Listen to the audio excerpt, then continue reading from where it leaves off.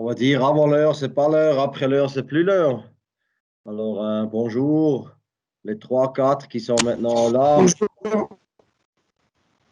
pour ce workshop Impact U13. C'est le premier workshop qu'on fait après cette pause Corona. Et puis, ouais, je vous souhaite la bienvenue. Maintenant, il y a encore un autre qui arrive. Ça, j'ai bien pensé que ça va comme ça.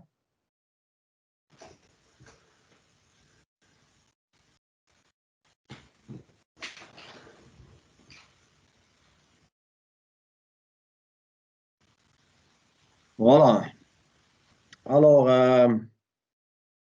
pour ce webinaire ou workshop, quand on en parle maintenant, le webinaire, c'est un discours et puis le workshop, c'est plutôt aussi un échange. Alors, nous, on va enregistrer, comme dit avant, ce workshop. Comme ça, s'il y a quelqu'un qui veut regarder par après, ça donne aussi la possibilité de voir par après. Après, je vous prie de vous mettre en muet.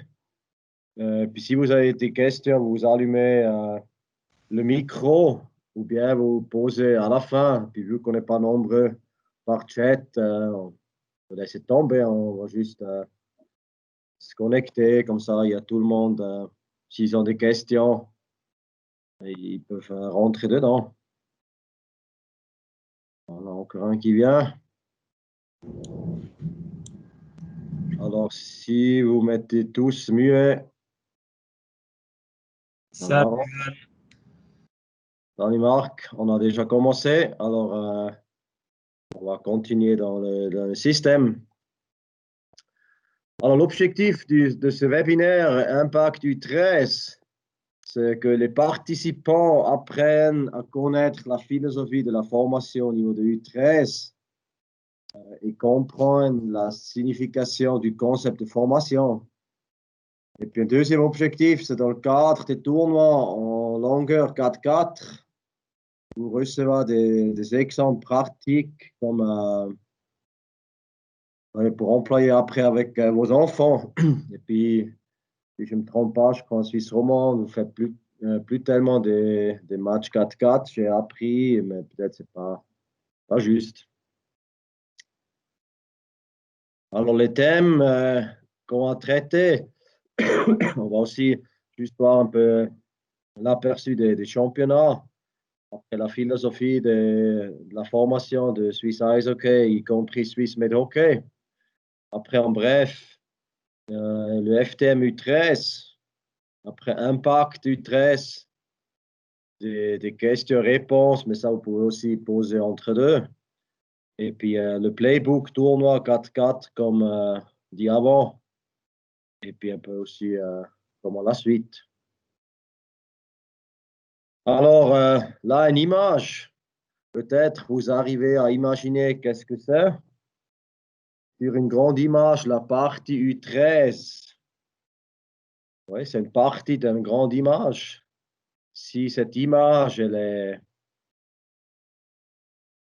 on va dessiner moche, il reste une tache sur la grande image. Si on fait comme il faut cette image, alors ça a une grande influence aussi sur l'image complète. Au niveau des championnats, alors je pense que vous connaissez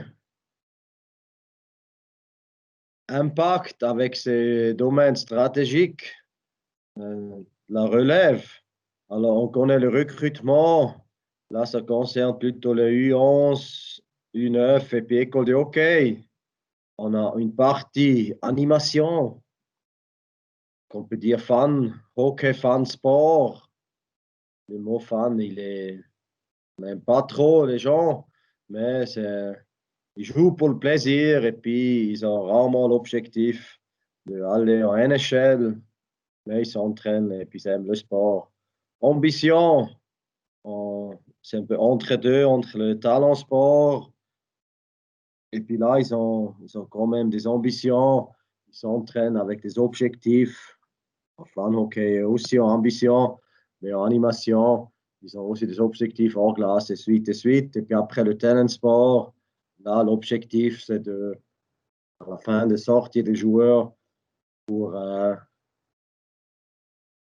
vos sports de performance. Des critères promotion-relégation, je pense que vous êtes bien au courant. Alors, dans la partie talent, c'est toujours promotion-relégation au niveau sportif. Maintenant, on doit toujours faire un guillemet. Comment ça va passer avec Corona, comment on peut faire les championnats. Mais ça, ce système ou cette survue, c'est quand le championnat peut être lieu régulièrement sans influence Corona.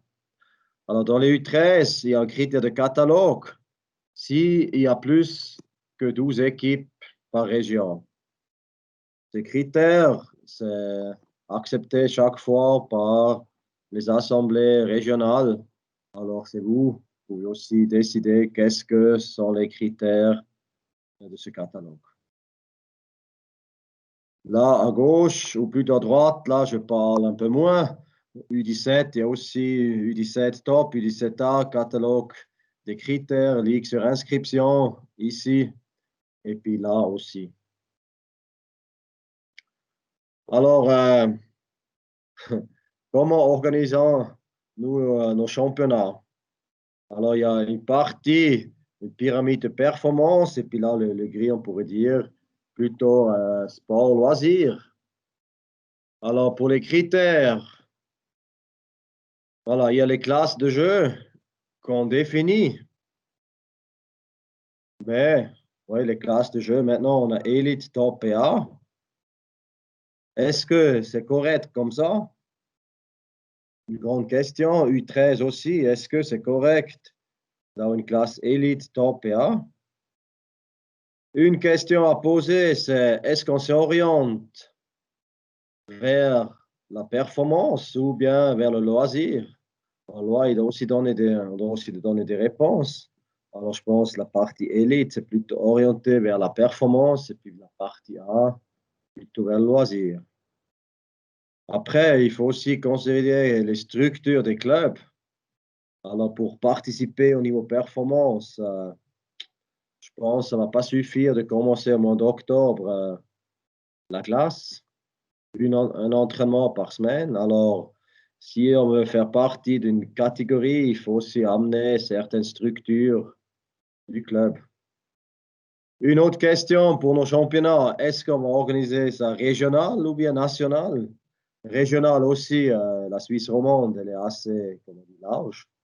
Salzgrund jusqu'à Porrentruy, une longue route. Est-ce que ça vaut la peine de faire des matchs entre Salzgrund et Ajoie? Ou bien on pourrait organiser ça régional, plutôt le Valais, et puis après plutôt le Jura. Ouais, c'est des questions à se poser si on organise des championnats. Orienté vers les athlètes, une question, ou bien orienté vers qui? Je pense nous, on est orienté vers l'athlète et puis après aussi orienté vers la formation. Et puis pour ça,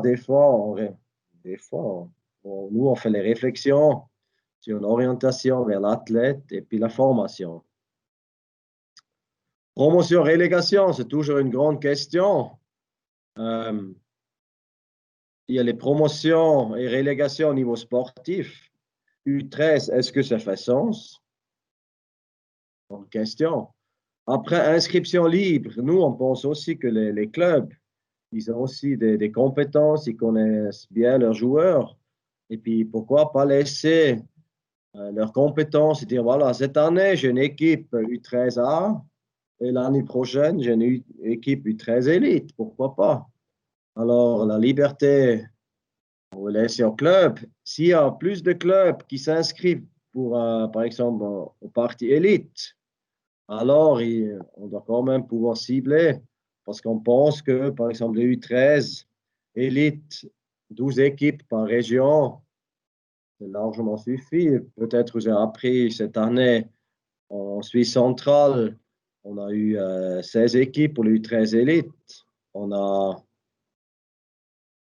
pris le catalogue des critères Et puis ce catalogue a sorti un ou l'autre club. Et puis ceux-là, ils étaient maintenant devant le tribunal à Lausanne, tribunal du sport, parce qu'ils n'étaient pas d'accord.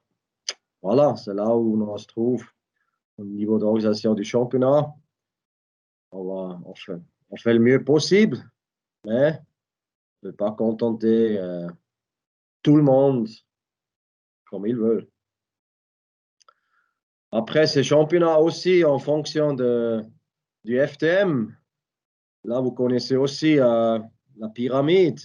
Et puis, je pense en bas, la partie du bas, c'est vraiment avoir du plaisir. Mais là-haut, on veut aussi avoir du plaisir. Au niveau U13, U11, on apprend les basics. U13, U15, learn to train. Comment je m'entraîne comme il faut, comme athlète aussi. Après, learn to perform. Quand je m'entraîne comme il faut, après, j'augmente ma performance. Et puis, dans les matchs, je vais performer comme il faut. Et puis, learn to win, c'est ici en haut. Et puis, souvent, on a aussi vu que learn to win, c'est déjà en bas. Et là, il y a des autres contenus à traiter. Alors, ça, on a un peu discuté déjà avant. Vous parlez. Là, c'est des teams, des tournois homogènes, sélection par le plaisir, les équipes par un niveau, sélection de joueurs très peu. Nous, la fédération, on n'aime pas non plus, on ne veut plus les sélections cantonales de U13, mais les associations, ils voient ça un peu autrement. Et puis là, en U15, on a introduit la compétition. C'est comme disent, learn to train, learn to perform. Après, c'est ici en haut. Alors, si on continue pour ces informations, je pense que ça, vous avez tous maintenant mis en pratique ce casque obligatoire à partir de l'Assemblée régionale 2020 pour les entraîneurs du mouvement junior et puis de la Ligue amateur, la Ligue nationale. Ils font comme ils veulent. Alors, pourquoi les casques obligatoires? C'est aussi une question d'assurance. Vous savez, les assurances, on paye tous les mois, tous les années. Si on n'a rien, ils sont contents qu'on paye. Et puis dès qu'on a quelque chose, ils cherchent toujours une excuse pour pas payer. Alors pour ça, on a dit, il faut faire un casque obligatoire pour tout le monde. Comme ça, on est sur le côté sûr. Et puis personnellement, je mets aussi le casque. Et puis je remarquais, ça fait pas mal si je porte le casque. Et puis ça chauffe encore un peu quand il fait froid. Alors le FTM U13, j'espère que vous êtes au courant un peu du système FTM, le concept de formation de Suisse olympique. Alors les affiches là, euh, ils sont à disposition et puis souvent aussi déjà dans les clubs. On connaît 4 catégories, la foundation, la fondation, le talent et l'élite et mastery. Et puis quand on parle de U13, c'est au niveau F2 et F3. Et puis quand vous lisez ici, F2, F3, c'est appliquer et varier les mouvements et les formes de jeu et un engagement spécifique au hockey sur glace. Et puis dans le F2, F3, vous pouvez lire qu'est-ce que sont les contenus, les descriptions des différentes phases. Et puis nous, à la fédération, on s'oriente aussi vers ces thèmes-là, appliquer, varier, et puis engagement spécifique. Après, on parle des jeux 4-4 sur la demi-patinoire. Puis là, c'est une variation de forme de jeu. C'est aussi au niveau suisse olympique, au niveau de ces concepts. Notre pensée, je pense, on est bien en route avec ça. Alors, U13, FTM phase 2 et 3, on a vu avant. Et puis, on n'est plus des débutants si on parle de U13. Alors, nous, on pense qu'on est déjà avancé dans notre sport. Et puis là, c'est décrit au niveau U13 si on compte comme groupe d'apprentissage avancé. Il y a quelques critères qui rentrent là-dedans, comme déjà dit avant, un peu la variation de spécification dans le sport.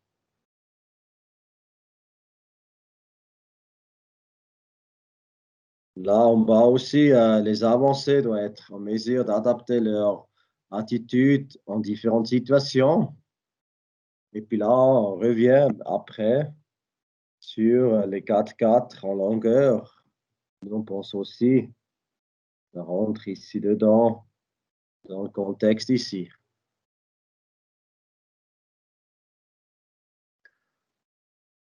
Peut-être vous connaissez aussi le profil d'athlète. On a un bouquin, c'est à disposition aussi sur le site Internet. Maintenant, on parle de nouveau de ce profil d'athlète, F2, F3, engagement spécifique.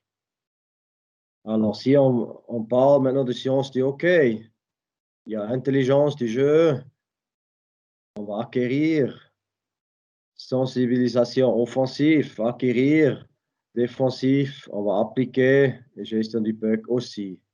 Mais là aussi, quand vous voyez la description, alors on pense de nouveau, si on va acquérir et appliquer, il faut laisser aussi des variantes dans l'entraînement et puis aussi dans les formes de jeu.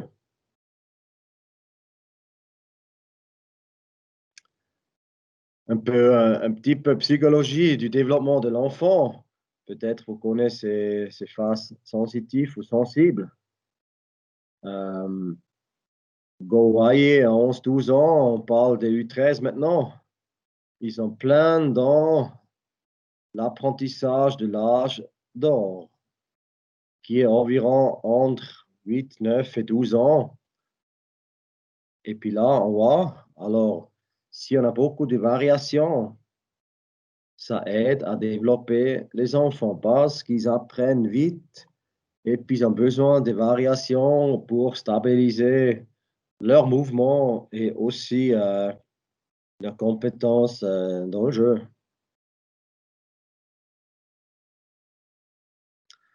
Alors, en fonction de ça, on a réfléchi nous-mêmes dans la fédération et après discuter avec le Technic Committee, le TC, peut-être vous avez déjà entendu. C'est notre sounding board de niveau de la technique. On a discuté ça avec eux.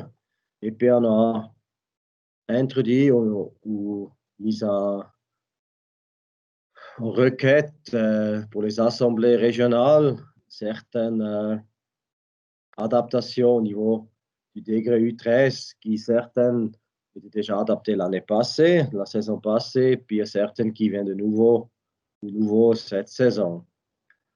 Alors là, déjà l'année passée, on a un championnat aussi, des matchs normaux avec des formes de tournois. Pourquoi? Pour la variation. Après, pas de séparation stricte. On a vu avant cette phase, le plaisir et learn to train. Alors, c'est pas learn to win. Ici, le résultat sur le chronomètre ou dans le tableau d'affichage, il n'y a pas tellement d'importance, c'est plutôt le développement du joueur. Alors, pour ça, on a aussi enlevé le classement au niveau de la fédération. Sur le site, vous ne trouvez plus de classement ni les statistiques qui ont marqué des goals. Et on a aussi introduit le concept 5-5 en cas de pénalité.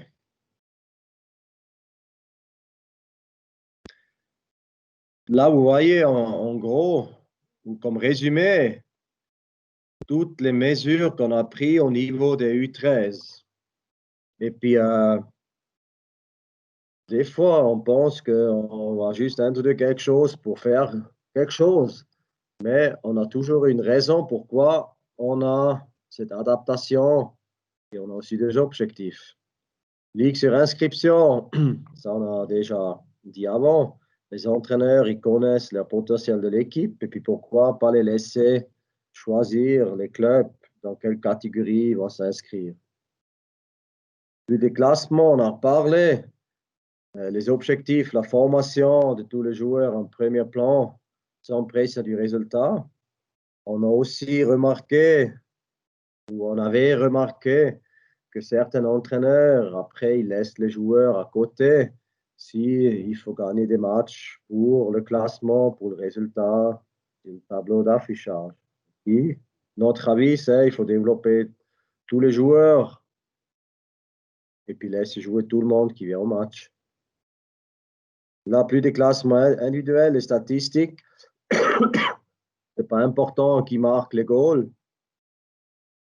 Et puis, ça donne aussi une fausse motivation, des fois aussi pour les parents. Alors, pour ça, là aussi, la formation des joueurs est en premier plan. Le penalty score, ça, vous connaissez déjà depuis un moment. Et puis là, on a très peu des oppositions. Et puis, l'objectif, comme là, vous voyez, une côte, on aimerait bien gagner une fois la médaille d'or. Et puis, si c'est dans un tir au penalty, et puis les jeunes, ils ont pu essayer et puis perfectionner ça, ça nous aide. Et puis après, c'est aussi de favoriser le duel 1 contre 0. Ça apporte aussi quelque chose pour le jeu. Maintenant, le 5-5 en cas de pénalité. Là, la raison, c'est peut-être aussi un peu les entraîneurs. Parce que si ils ont envie de gagner, ils mettent le résultat avant la formation, ils commencent à entraîner le 54, 53 au niveau des systèmes de jeu. Et puis, nous, on pense que ce n'est pas la classe d'âge où il faut entraîner ça. Alors, pour ça, on a dit, on continue à jouer 55. Le joueur pénalisé, il reste, il va sur le bord de pénalité, et puis il sort, la pénalité a fini. Tournoi en longueur. La Suisse romande était projet pilote pendant 2 saisons. Les échos étaient très bien, même excellents. Là, on pense aussi d'offrir une variation et puis peut-être aussi de se concentrer plutôt sur les 4 rôles du jeu au niveau du principe du comportement du jeu. On vient après dans la prochaine partie un peu là-dessus sur les 4 rôles dans le playbook. Voilà, on pense aussi ça, c'est un bon sens, mais je comprends maintenant moins bien pourquoi la Suisse romande il veut plus faire ces tournois 4-4. Nouveau cette saison, on va supprimer la règle des 3 croix. Alors maintenant, les joueurs au niveau U13, ils peuvent jouer U13A, top et A sans restriction, vu qu'il n'y a plus de classement, plus d'importance. Et puis si les entraîneurs ils veulent mettre les joueurs U13 élite dans le U13A pour gagner des matchs, alors c'est leur responsabilité. Puis s'ils ont envie de ça. Et là aussi, on veut nouveau mettre l'accent sur la formation des jeunes et puis pas réglementer avec des croix. Les overage, vous pouvez avoir des overage dans les U13, les joueurs qui font partie du U14, aussi selon votre responsabilité. C'est à vous. Vous dites qui vous pensez que ça fait sens, qui joue encore avec les U13. Est-ce que vous avez des questions jusqu'à maintenant? S'il n'y a pas de questions, je vais continuer. Ah oui, pardon. J'ai une question, ouais. J'ai une question par rapport justement au tournoi U13. Oui. Au niveau, si on a 2 équipes, d'accord? Pas au Oui. niveau du tournoi, excuse-moi, par rapport au match. aux matchs, tu sais, il y a une dizaine de matchs dans la saison au niveau Ouais, U13A. Est-ce que nous, on a deux équipes au niveau du club qui sont inscrites. Est-ce ouais. que les joueurs qui jouent avec une équipe peuvent jouer avec l'autre équipe? Pour moi, il n'y a pas de souci pour ça, ouais. D'accord, ok. Ça n'a pas d'importance parce qu'en fait, on a une équipe qui va être un peu consolidée avec des joueurs U11, mais potentiellement, il y a aussi des week-ends où il y a des matchs et des tournois Ouais, U11. Donc, et peut-être que la première équipe U13A1, qui elle va être composée de joueurs 2009-2008, bah, ce jour-là, elle n'a pas de match. Donc, ouais, potentiellement, elle pourra avoir un match à la place des U13A2. ouais, Puis, ouais. comme ça, tout le monde a du jeu, quoi. Ouais, là, il n'y a pas de problème. Ok. En plus, les tournois, ils ne sont pas enregistrés sur le reporter. Alors là, c'est de nouveau, on fait confiance à l'entraîneur et au club. Et puis là, pour moi, il n'y a aucun souci de faire comme ça. Ok, super, c'est bon. Merci, Ivan. Et de rien.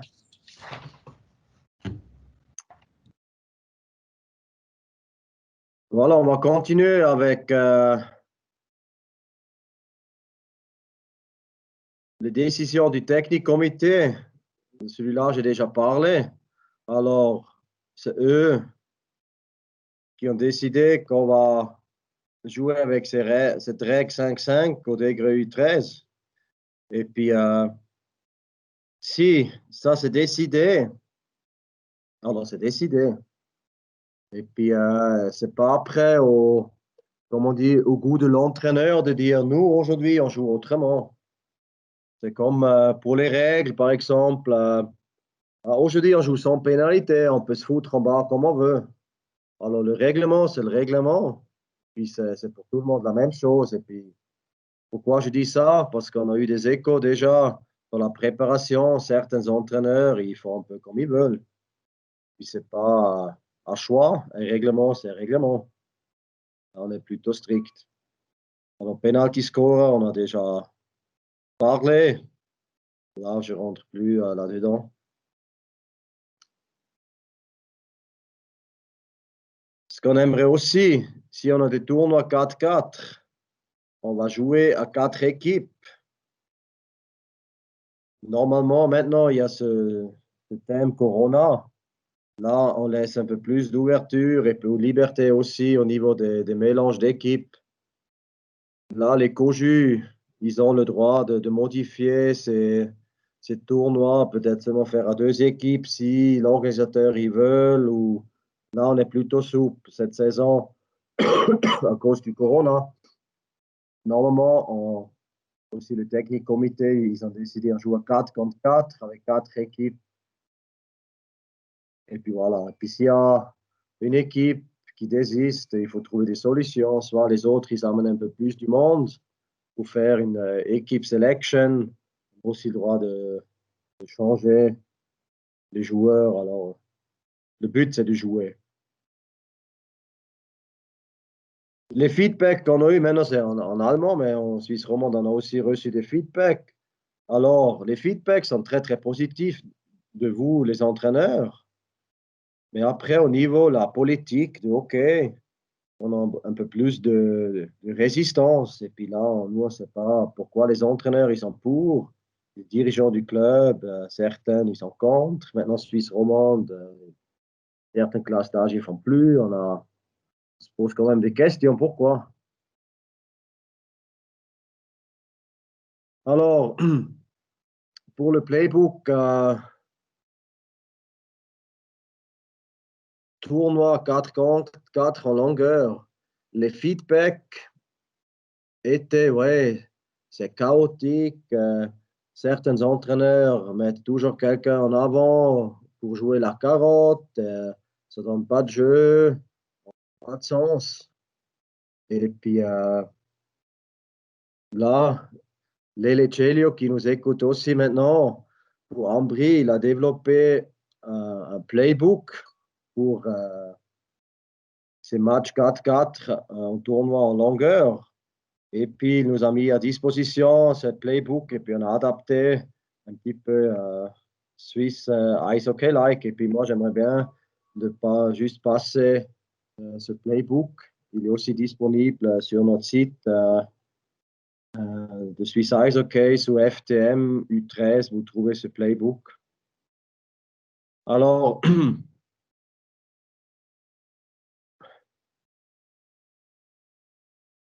quand on parle Foundation 3, le F3, il y a les variations au niveau de la technique et aussi forme de jeu. Et puis, pourquoi pour ça aussi, c'est au niveau 4-4. Là, c'est le playbook, plutôt des informations pour le coach et aussi des informations aussi pour l'athlète. Alors là, c'est les raisons pourquoi 4-4, alors restriction de l'espace sur toute la surface et aussi devant le but. Il y a un peu plus de duels contre le puck ou pour le porteur du puck. Il y a protection du puck qu'on peut développer. Et puis, il y a une élimination des positions défenseurs et attaquants. Alors, nous, on connaît ce système. Alors, la base, c'est la technique. Et puis après, au niveau des tournois en longueur, on parle tactique individuelle et puis comportement du jeu de 2-1 jusqu'à 4-4. On ne rentre pas dans la tactique au niveau 5-5. Et puis ça, je pense, ça fait aussi sens. Et puis c'est aussi de nouveau une variation pour l'apprentissage pour le joueur. Alors, les trois phases dans notre jeu, les pensées au feu de signalisation, dans la formation d'entraîneur, on parle assez souvent. Alors, la phase rouge, c'est quand l'adversaire est en position du puck. La phase verte, c'est personne n'a le puck ou c'est un duel. La position du puck, c'est pas clair. Et puis, la phase verte, c'est nous, on est en position du puck. Clairement, c'est dans les trois zones, zone de défense, zone neutre et puis zone d'attaque. Les quatre ou les trois phases sont toujours présents. Les quatre rôles dans le jeu, nous, on connaît le rôle du porteur du puck. Alors, en vert, nous, on a le puck, le porteur du puck, et puis les joueurs offensifs qui n'ont pas le puck. Dans le système 5-5, il y en a 5. Alors, 4 qui n'ont pas le puck. Dans le système 4-4, il y en a 3 qui n'ont pas le puck, et puis aussi, ils ont un devoir à faire. Pour défendre, c'est la même chose. Il y a un qui défend contre le porteur du puck, et puis les autres, ils défendent contre le non-porteur du puck. Alors, là, un peu plus concret, qu'est-ce que c'est le devoir du porteur du puck dans la phase verte, les non-porteurs, et puis là, ceux qui n'ont pas le puck. Et puis, je pense que ça, c'est assez intéressant aussi pour les athlètes. Je pense avec les athlètes, vous travaillez dans la direction comme ça.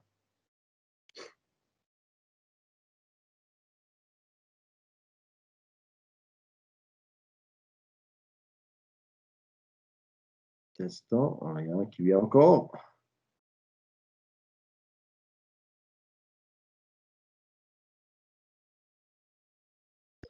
Alors, qu'est-ce que ça veut dire dans les feux de signalisation au niveau de la phase verte quand on a le puck?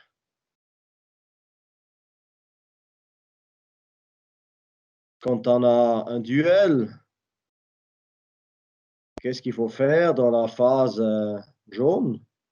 Et puis, quand on n'a plus le puck, quand on veut regagner le puck, alors il y a ces points à relever. Et puis, clairement, c'est pas tout. Il y a encore beaucoup d'autres choses encore à traiter.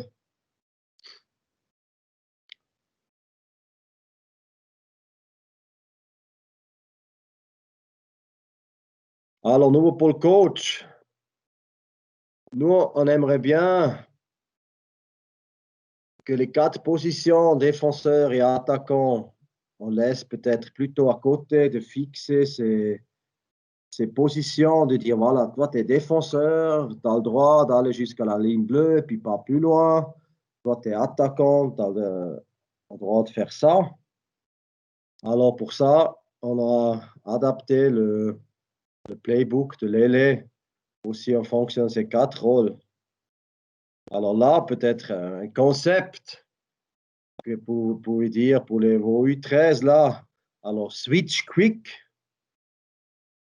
ça veut dire changer vite les rôles, vu que le porteur du puck il change, vu que la possession du puck il change.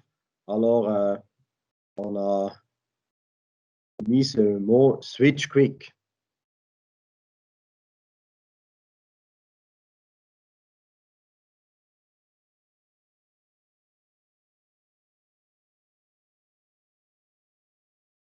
Maintenant, ces rôles, on a ces 4 rôles dans le jeu. Et puis, on a essayé de définir ces rôles, peut-être un début un peu nouveau. Encore un qui vient. Voilà. Alors, si on pense plutôt des rôles qu'en position, alors il n'y a plus le défenseur, il n'y a plus l'attaquant.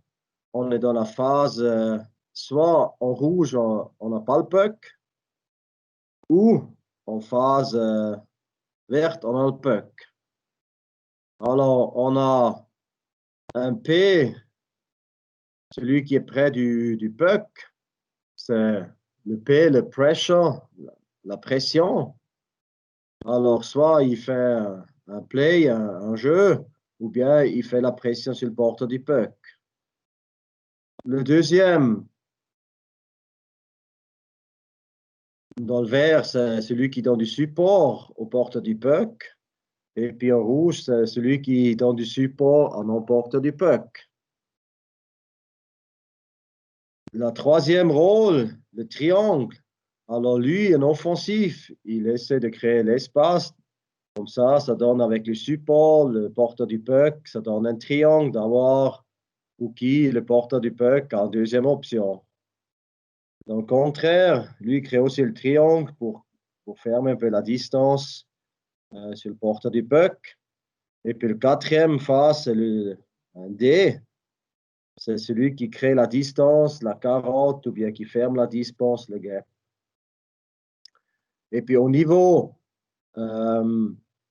du playbook, alors switch quick, il y a les différents rôles. Vous voyez maintenant qu'est-ce qu'il faut faire au niveau de la phase. Maintenant, c'est en rouge, c'est défensif. Alors le P, il fait la pression sur le porteur du puck. Le S, il donne du support. Le T, il crée le triangle. Et puis le D, il revient et puis assure la partie qui est libre. Alors aussi au niveau de la zone de défense, comment on interprète les rôles. Maintenant, celui donne la pression parce que le puck, il est là.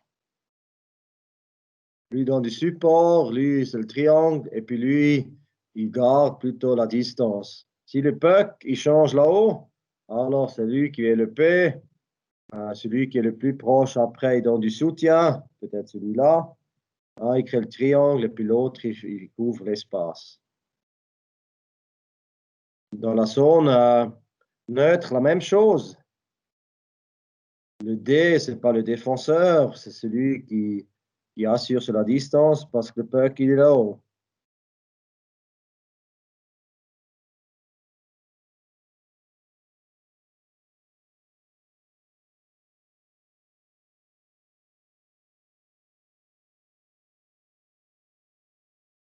Si on est dans le forechecking, dans la zone offensive, parce qu'on est ici rouge, on n'a pas le puck.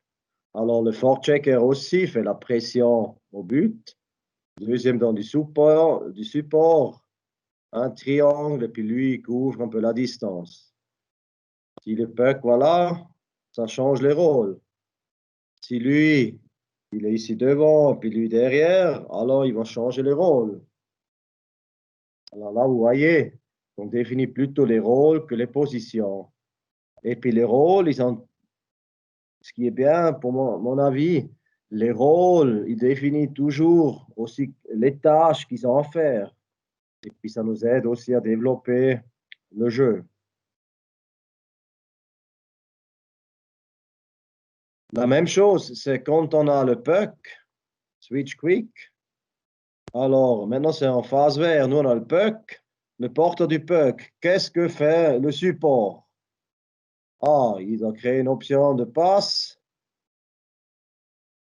Il doit bouger comme ça. Il peut recevoir la passe en pleine vitesse. Le T, il crée un triangle entre ceux-là. S'il vient ici, peut-être il va venir là, créer le triangle. Et puis, il y a un qui crée l'espace en avant. Toujours nous avec des tâches. La même chose en zone neutre. Si le puck il est en zone neutre, il y a aussi nouveau les tâches.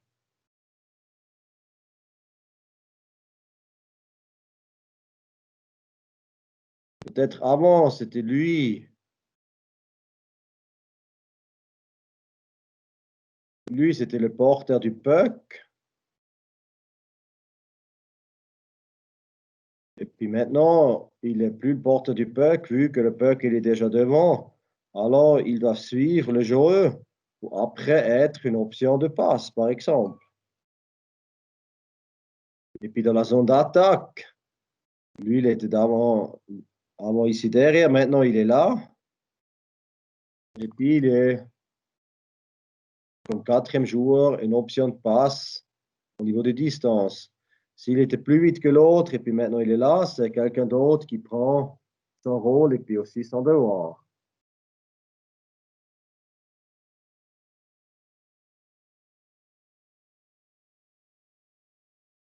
Comme dit, les rôles peuvent changer, varier. Et puis ça, ce qu'on aimerait bien aussi, que ces rôles ils changent dans le match. Et aussi les positions.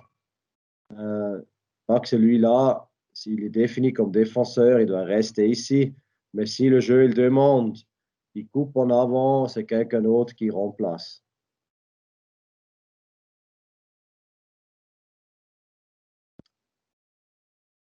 Voilà, ça c'était le playbook. Toujours aussi en connaissance ou mettre en évidence aussi le Swiss Made Hockey, qui est le playbook, ça fait partie, où c'est sorti aussi au niveau du Swiss Made Hockey technique tactique, la philosophie, les directives et guidelines. C'est clair qu'il y a des autres tâches ou thèmes comme l'athlétique, coaching, formation et suite. Ça, le Swiss Made Hockey, y compris aussi le Playbook U13, vous trouvez sur notre site Internet.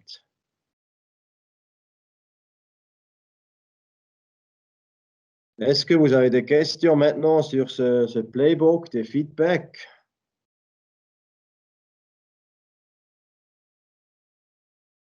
Vous voulez parler, il faut après allumer le... Ouais, moi j'aurais une question. Ouais. Juste pour bien comprendre, c'est la première année que je vais entraîner des U13 à Lausanne. Donc le 5-5, si j'ai bien compris, c'est quand il y a une pénalité, le joueur il sort dans le banc des pénalités et il revient. Continue à jouer à 55 et Ouais. il revient quand le jeu s'arrête après la fin de la pénalité. Non. Alors lui, Non? il revient quand les 2 minutes sont passées. La porte va s'ouvrir devant pénalité, puis lui, il doit traverser la glace sans, comment on dit, Ok. Sans participer au jeu. sans participer au jeu. Et puis, il retourne au banc. D'accord. Alors, il ne va pas Ok, ben arrêter merci le... alors. Ouais, de rien. Ouais. Ok.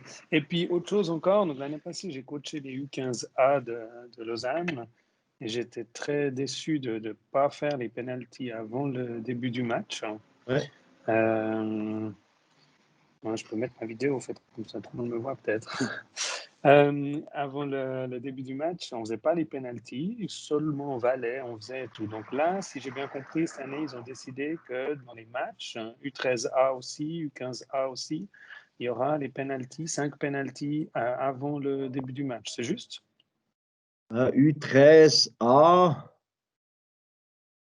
là, on n'a pas les pénaltys. Il y a les U15 Elite Top et A. Là, il y a les pénaltys. Dans les U13A, je crois qu'il n'y a déjà pas eu l'année passée, si je ne me trompe pas, parce que le déroulement, c'est assez long. Et puis avec les tournois 4-4, là, ça ne fait pas trop de sens de faire Non, encore pénalty.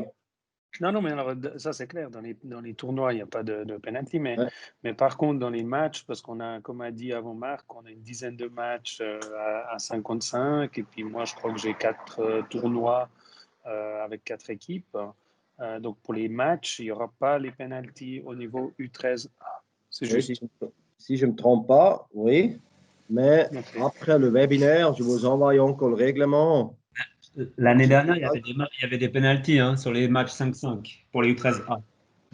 Alors, on va- Moi, je trouve dommage, enfin, à titre personnel, je trouve dommage qu'on ne le fasse pas pour plusieurs raisons.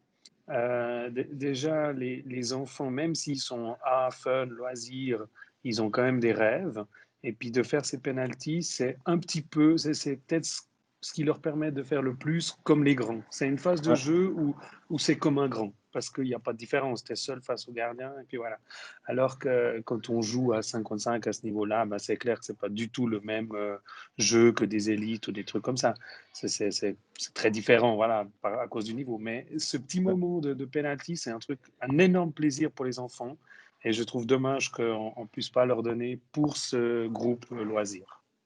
C'est mon avis personnel. Ouais. Alors, je viens de trouver le règlement du penalty scorer. Alors, ouais, comme je dis, au Ok. U13A, il n'y a pas. Alors, moi, je prends note aussi de ça.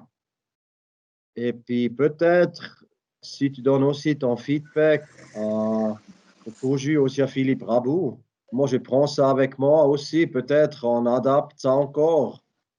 Euh, ouais, je comprends tes remarques et puis je trouve ça, ouais, pour moi, on pourrait bien le faire. Je prends ça et puis je te donne aussi un feedback sur ta demande. Ouais.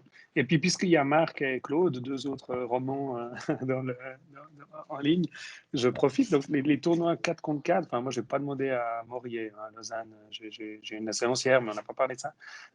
Les tournois 4 contre 4 qu'on a, j'ai 4 tournois, je ne sais plus où. Je suis en train de regarder dans l'agenda, mais je ne sais plus où c'est. Ils ne se feraient pas en longueur en Suisse romande. Ça veut dire qu'on ferait en U13A des tournois 4-4 dans le sens de la largeur. C'est ça? Ou Non, bien non, vous êtes au courant de quelque Non, chose? c'est longueur. en D'accord, longueur, ok. oui. C'est en Moi, j'ai longueur. Ah, juste ok, parce appris que. que sur certains niveaux, vous ne faites plus les tournois 4-4. Peut-être c'est seulement U13 Elite, je ne sais pas. J'ai juste entendu Ah, des ok. échos comme ça. Il Mais n'y a c'est pas de D'accord. prévu et tournoi. puis nous, on soutient ça, c'est tournoi 4-4. Ouais. Pour les U13 élites, il n'y a pas de tournoi. Ouais, Il y a le championnat normal, ouais, U13 top, championnat normal. ouais. C'est juste les U13A où il y a de la variation en termes de matchs et tournois en longueur. Puis après, bah, comme on a souvent dans les U13A, on a souvent des dernières années U11, bah, c'est eux finalement qui ont le plus de variations avec Mhm. le 4-4 en largeur, en tir de glace, le 4-4 en longueur et le 5 contre 5 en full ice avec les U13A. Ouais, personnellement, aussi nous, la fédération, on trouve c'est dommage qu'il y a plusieurs tournois. Maintenant, il y a Corona. On comprend que c'est plus difficile à organiser des tournois. Mais dans une, comment dire, une situation normale, euh, nous, on soutient ces tournois 4-4 comme variation. Et puis, ouais, Bon, après, en fin de saison, généralement, il y a toujours des tournois à gauche, à droite, où là, ça amène aussi de la variation. ouais. Mais Ouais, mais souvent, c'est des tournois aussi sur full ice. ouais. Rarement des. des matchs 3-3 dans un tiers comme ça. Mais moi, ouais, je trouve c'est dommage, mais je prends ça pour les U13 ans. Peut-être on adapte ça, on demande le NAC, et puis on adapte ça si c'est souhaité.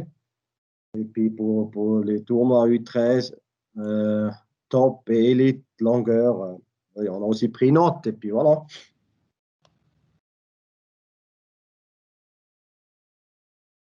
Les autres questions, remarques? Bon, Est-ce que moi, tu vas nous envoyer la présentation là, Ouais. que tu nous as faite aujourd'hui? Ouais, super. Ouais. Merci. Oui, sûr, ouais. ouais, moi, je veux dire juste que c'est bien qu'il n'y a plus le système de trois croix, c'est déjà positif, je pense. Mais après, j'ai souci avec les pénalités. Que, voilà, c'est bien que l'équipe n'est pas pénalisée quand on joue 5-5, mais après, le joueur il est non plus pénalisé. Et je pense que statistiquement aussi, par rapport à l'année dernière, il y avait beaucoup plus de pénalités que l'année avant.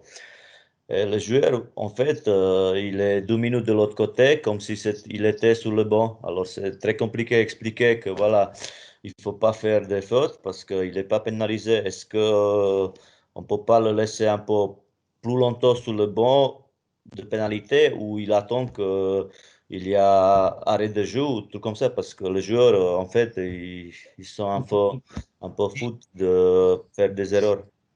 Il a raison, Milan. L'année dernière, on a coaché des gars. Si tu tournes à 3 blocs, ton gars, il est en pénalité, il revient. Au prochain coup de sifflet, il rentre sur la glace.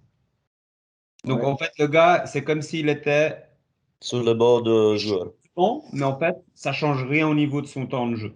Ouais. Rien du tout.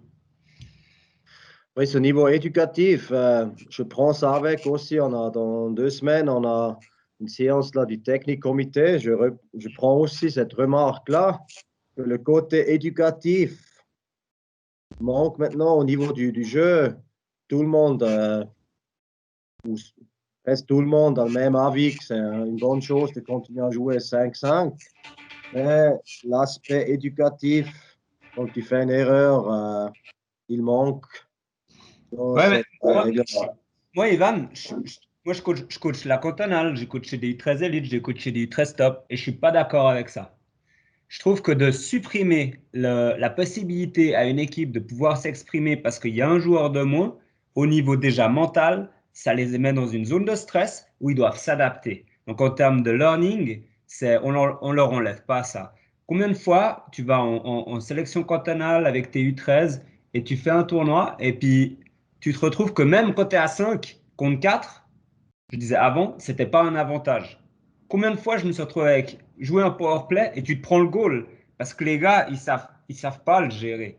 Donc, et ils croient, ah, c'est bon, on est 5 et puis eux, ils sont 4 donc c'est à nous de marquer. Donc, ils font des erreurs de jeu, donc ils doivent aussi apprendre de ça. Ils doivent aussi apprendre à gérer leur match, à gérer le fait qu'ils sont en supériorité numérique, et ça fait partie du hockey. Il y a des années en arrière, la Ligue est arrivée avec les pénalties, pardon. Ouais, on arrive au championnat du monde avec notre équipe senior au championnat du monde et puis on marque pas de pénalty quand il faut marquer des pénalties. Alors on va enseigner des pénalties aux gamins. Donc maintenant, à partir du 13, on fait des pénalités, des pénalties. Je suis pas certain que maintenant, dans 5 ans, en équipe nationale, on sera meilleur au tir au pénalty. Ok, très bien. Est-ce qu'on a le meilleur power play des championnats du monde? Pas Je ne sûr. sais pas, peut-être, Pas oui, sûr. mais Franchement, pas, non. Le box play, oui, on a un bon box play. On a un bon box play. Mais sincèrement, on ne peut pas dire que au niveau de notre hockey sense et au niveau de la gestion, je ne parle pas de tactique là, hein, je parle juste du fait de se retrouver en supériorité numérique. Bah, je ne suis pas certain que ça soit forcément donner avantager les enfants là-dessus. Maintenant, tu as raison de dire qu'il y a des coachs qui utilisaient ça. Mais là, c'est au niveau de la ligue d'acter et de faire du coach to coach, coach de coach, et puis de sensibiliser les coachs. Les gars, on fait des gentleman agreements, on ne fait pas de coaching, on ne fait pas ci, puis on ne fait pas ça. Et s'il y en a qui le font, eh ben, sur dénonciation ou peu importe, eh ben là, on acte. Et là, on acte au niveau du club ou on acte au niveau du coach. Tu vois ce que je veux dire? Ouais, je Parce que vois là, ce que on je se veux dire. retrouve Ouais. avec au niveau des faits de jeu, et c'est une réalité. Moi, je me suis retrouvé l'année dernière avec en face une équipe avec 5 joueurs sur le banc. Et tu te retrouves à perdre le match, tu as une équipe moins bonne qui se prend des pénalités, puis tu perds le match. Quand en fait ce match-là, alors les enfants, ils trouvent que c'est injuste.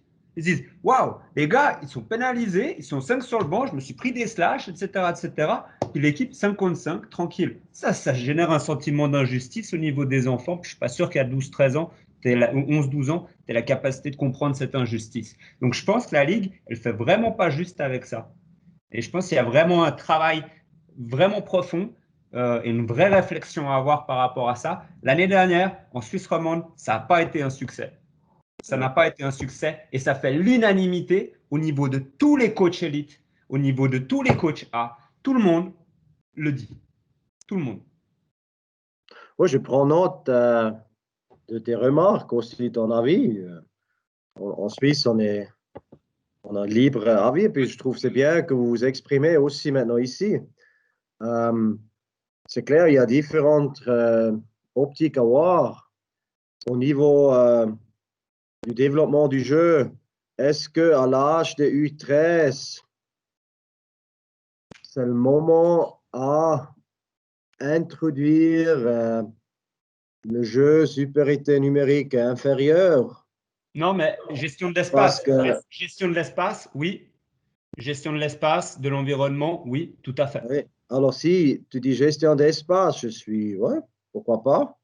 Après, c'est aussi au niveau du coaching, il y a la même chose pour les pénalités, aussi comme pour infériorité numérique supérieure. Nos coachs, on n'a pas encore pu sensibiliser dans notre idée de formation. Quand tu vois des entraînements, par exemple, avant les coachs, ils s'entraînaient toujours encore les power play, les sorties sondes, les box play au niveau de U13. Et puis si on veut développer des joueurs, nous on pense que ce n'est pas le moment là, dans les U13, au niveau de la tactique, d'introduire ça. Ben, je suis d'accord. Parce qu'on n'a pas le meilleur power play au monde, mais peut-être aussi on fixe trop, à trop jeune âge, des rôles, des positions dans des formes de jeu au lieu de trouver des solutions eux-mêmes. Je suis Et ça a d'accord. beaucoup à voir avec le coach. On fait des formations d'entraîneurs, mais il n'y a pas tout le monde qui pense comme nous. Comment dire, on ne peut pas, comme on dit, demander, on souhaite que c'est comme ça. Mais il faut aussi un peu un changement de mentalité. Alors, deuxième truc, c'est au niveau des pénalités. Si moi, comme coach, j'accepte que mes joueurs, ils donnent des coups de canne, ils prennent des pénalités stupides et ça, et puis moi, comme coach, je fais rien. Et puis, c'est clair que c'est injustice ou que l'adversaire, il trouve que c'est pas correct. Alors, il tape un ou l'autre, il joue comme des sauvages, mais il n'y a aucune conséquence au niveau du résultat. Moi, je comprends ça, mais après, moi, comme coach de l'adversaire, je regarderai de l'autre côté vis-à-vis le coach, je dis, mais toi, tu es qui comme coach? Qu'est-ce que tu fais avec tes enfants? Et puis là, personnellement, j'aimerais bien avoir des échos. Ça peut être anonyme de dire, voilà, le coach là, il ne respecte pas ses règles. Et puis là, nous, on devrait aller voir une fois comment ça se passe. Je sais que aussi en Suisse centrale, quand ils jouent à l'extérieur, ça va toujours très bien. Et puis chez eux, à la maison, c'est la guerre. Et puis ça, on devrait le limiter. Et puis, pour ça, on a besoin de tous les entraîneurs qui vous dites hein, vis-à-vis de l'autre, hey, ça ne va pas. Alors, ce n'est pas le système qu'on veut pour développer les jeunes. Et puis, ouais, ça, je comprends tout à fait des remarques. Et puis, l'injustice. Et puis, si tu perds le match, c'est pas si grave parce que Non, à la fin, c'est le grand dimanche qui compte. Ouais. c'est pas grave. C'est pas grave, mais tu vas retrouver les enfants à 11 ans, 12 ans, ils sont pas bêtes. L'esprit de compétition, quand ils jouent à la récréation, ils font un match, il y a un gagnant, puis il y a un perdant. Ouais. Tu vois ce que je veux dire? Ça fait, Ivan, tu sais comme moi, je veux dire, ça c'est de la philosophie, puis après tu as la vraie vie. Et dans la vraie vie, bah, il y a le concept de victoire et de défaite, bah, il reste très ancré chez les enfants. Donc tu peux leur apprendre à relativiser, mais face à une injustice de ce type-là, il y a peu d'arguments. Il y a peu d'arguments. Mais je suis Mais là, d'accord avec toi sur le fond. Sur le fond, je suis tout à fait d'accord sur le principe que tu dis. Mais après, toi, tu as déjà, en tant que coach, tu dois gérer un banc, tu dois gérer la frustration des enfants. Si on doit commencer à gérer les coachs adverses, ça ne va pas aller. ouais, Puis au je sais. contraire, ça amène des frustrations supplémentaires, ça après amène des tensions, et on n'a pas besoin de ça. Donc, je pense que c'est pas non plus la bonne solution.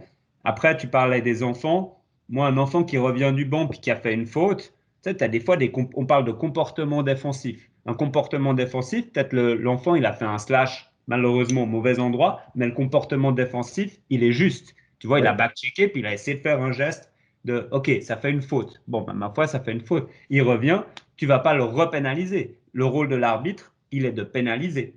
Donc, tu vas pas Ouais. pénaliser après, dire ouais, c'était pas bien. Ouais, Oh non, tu vois. au contraire, on parle aussi, on vient plus maintenant à l'âge, qu'on a des mauvais arbitres. Alors, il a été pénalisé pour un truc qui était, dans la vie, pas correct. Alors, il doit aller sur le banc. Moi, ça m'est arrivé aussi comme coach. Le joueur, il a fait quelque chose de correct et puis l'arbitre, il pensait que c'était faux. J'ai dit, tu as dû aller là-bas. Mais pour moi, c'était correct. Refais ça la prochaine fois parce qu'au niveau de la formation, c'est correct. Et puis nous, moi, je veux que tu fais ça. Mm. Et puis là, il y a l'objectif du résultat et puis l'objectif de l'action. C'est clair comme entraîneur, non comme joueur, tu vas au match pour gagner. Tu donnes tout pour gagner le match. Et puis après, comme coach, je trouve aussi que tu dois fixer des objectifs d'action, de dire, voilà, dans la défense, on va jouer d'une manière comme ça, en attaque comme ça.